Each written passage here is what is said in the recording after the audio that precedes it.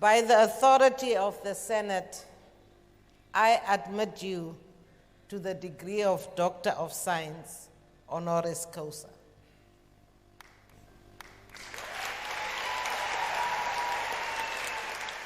I'm delighted to introduce our honorary graduate, former Deputy President of South Africa, and like you, Chancellor, a proud alumni of this university. Will you please welcome Dr. Phumzile Mlambo-Ngcuka.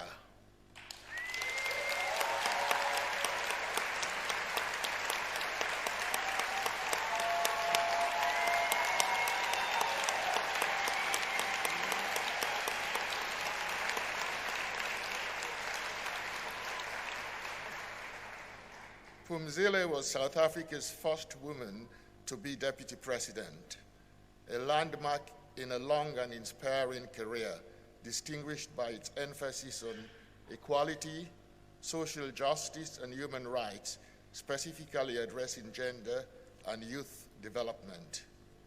As a young woman again, like you, Chancellor, she was active in the struggle against apartheid.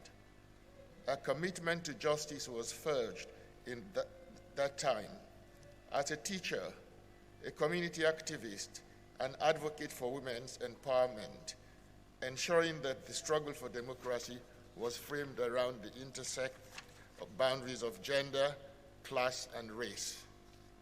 She championed all those denied opportunity under apartheid, and she developed values that would define her public service for years to come. In 1994, she became a member of the first democratically elected South African parliament, and shortly afterwards, she entered government.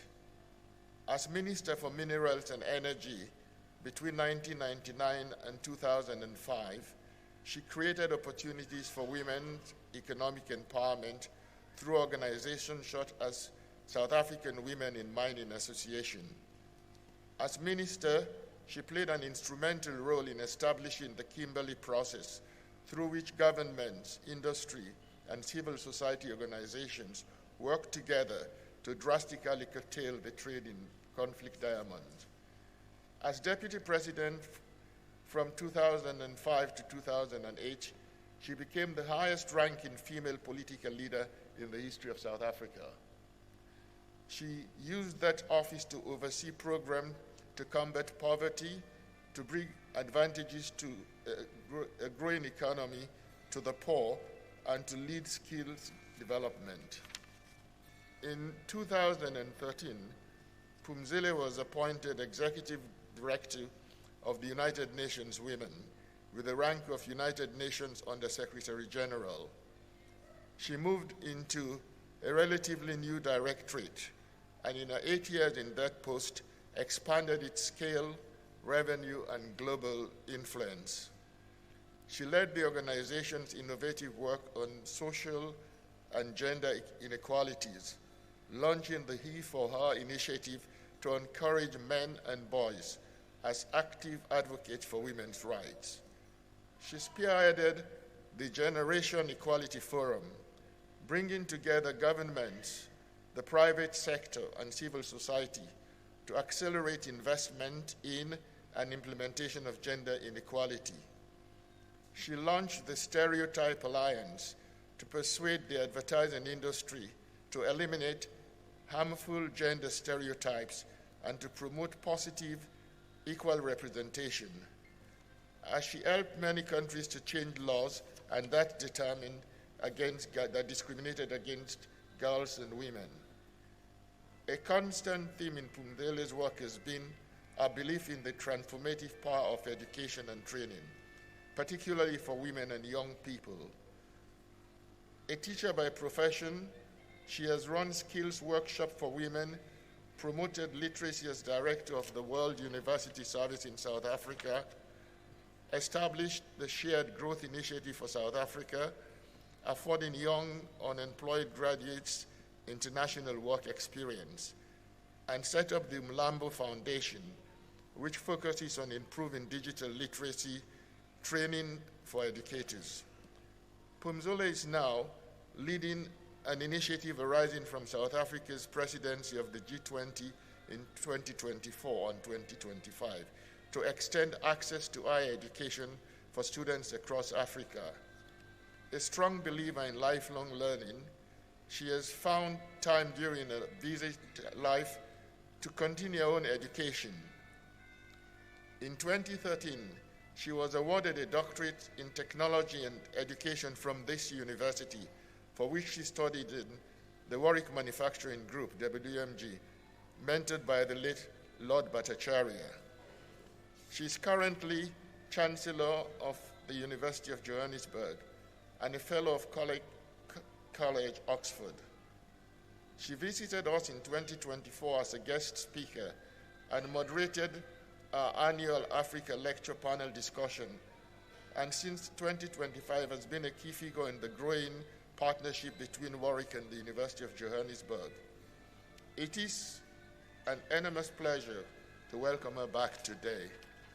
Chancellor, in the name of the Senate, I present to you for admission to the degree of Doctor of Science, honoris causa, Dr. Phumzile Mlambo-Ngcuka. Thank you.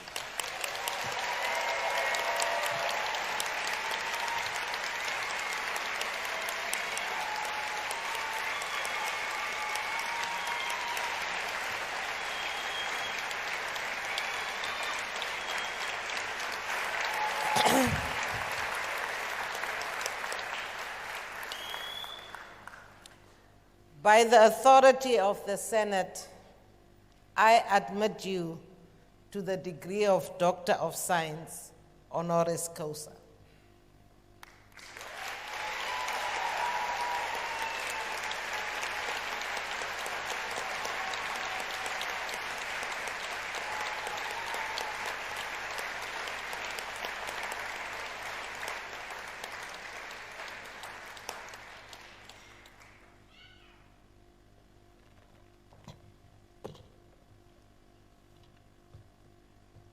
Thank you, Chancellor.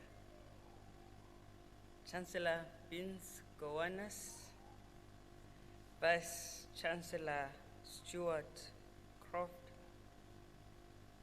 the Warwick University,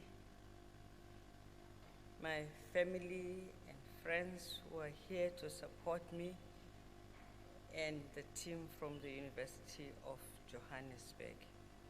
It is an immense pleasure to accept the awarding of this degree, something I never thought could actually happen to me as I studied in this university, because I just was one of the crowd.